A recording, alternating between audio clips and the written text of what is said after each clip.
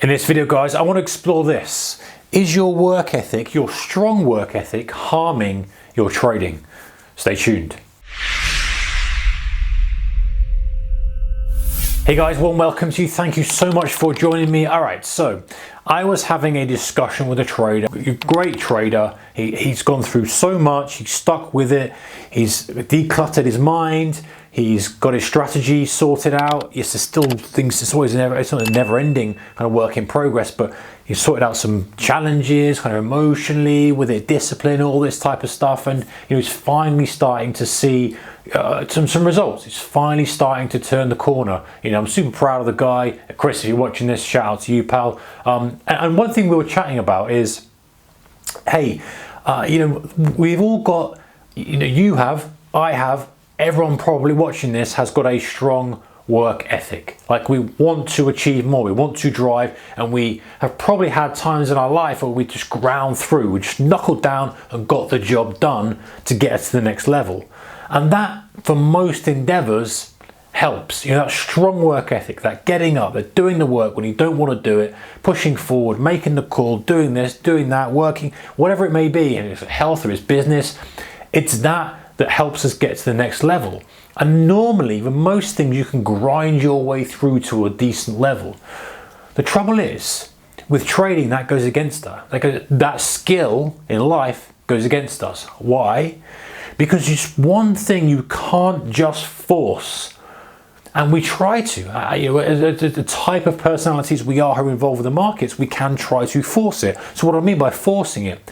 I mean that we're getting up and we're doing all the journaling and we're prepping and we're analysing and we're doing this and we're putting the work in, and we're not seeing the results. But why? I'm working harder. I'm doing this. I'm reading textbooks. I'm purchasing courses. I'm doing this. I'm doing that. I'm on YouTube. I'm learning. I'm writing notes and this, that, and the other. But it's still not working. And we force it, and we go into the day. I want to make money. I want to make money. And the trouble with that is, and by the way, there's nothing wrong with any of that. We should be doing all those things to improve ourselves and move forward. But there's some point, by the way, where you know what you need to know, and you've just got to do the work and put the work in. However, I think that sometimes we have got to just say to ourselves, I'm not trading today. And this was this conversation I had with the trader. He's very good now at being able to step back and not trade. Very good at being able to say, you know what, I'm not feeling it today, or the market's too wild today, or whatever, and have no real reason. And being at peace with the fact that that's not his work ethic, because he's got a strong work ethic, he does all the stuff he needs to do, but recognizing you can't force that last step. You can put all the effort in elsewhere by doing all the research, all this kind of stuff. When it comes to trading, you have got to be flexible enough to walk away if you're not feeling it, if you're not on point, if you're tired, if you've had a bad spell, and not try to force it, because trying to force it just ends up doing more damage. And so something to be mindful of, because I know that you are the type of personality watching this who has that character, and it's a good, strong character trait to be determined, to be focused, to be ambitious. But being able to measure that a little bit and recognize that actually in trading, forcing, grinding, pushing, driving isn't always the right thing to do. And in fact, it's very often not. It's more a case of do the work hard, yes, get to the process, do your plan, do your structure, do your journal, do your pre-market prep. All that stuff is the grind, and then that stops when the bell goes. And now it's okay, I don't have to do anything. I'm not expecting to do anything unless these parameters are met. I'm not going to force it. If I don't feel it, I'm going to walk away. And being at peace with that and understanding there might be a bit of internal conflict going, well, you should be working harder. You should be looking for a trade. Done all this work. And saying, no, that's this job.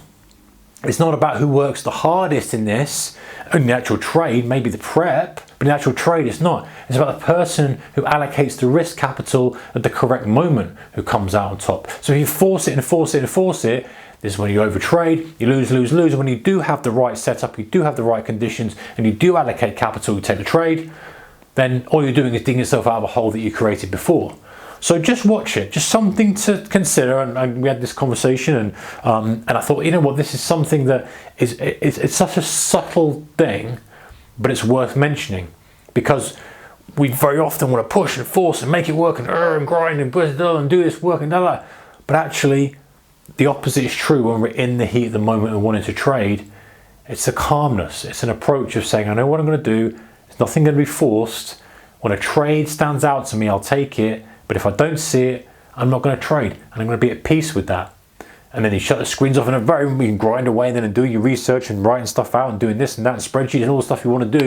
If that makes you feel like it's the right thing to do, it probably isn't that much, but you get the point. And then being peaceful and calm, should I say, during a trading day, not forcing things. If we force it because we think forcing it's going to work, it inevitably won't. Funny game this, guys, but best game in the world. Take care. See you next one. Bye bye.